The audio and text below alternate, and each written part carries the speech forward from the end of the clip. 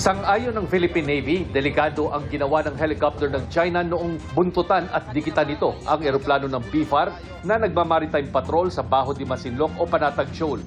They are unsafe maneuvers. They are uncalled for, unprofessional. We leave it up to the BFAR to issue the appropriate official statement on that.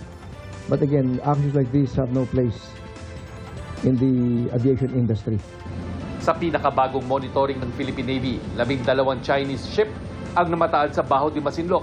Pero mas marami pa sa Ayungin Shoal kung saan sumadsad ang BRP Sierra Madre. 72 Chinese vessels ang nasa Ayungin Shoal sa kabuuan.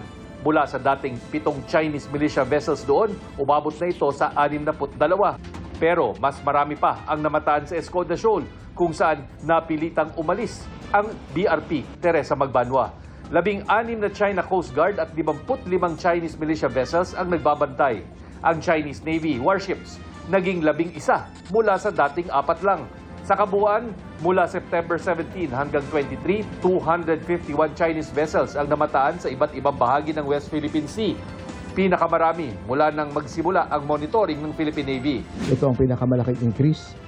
From 157, it went down a bit, then it went up to 251.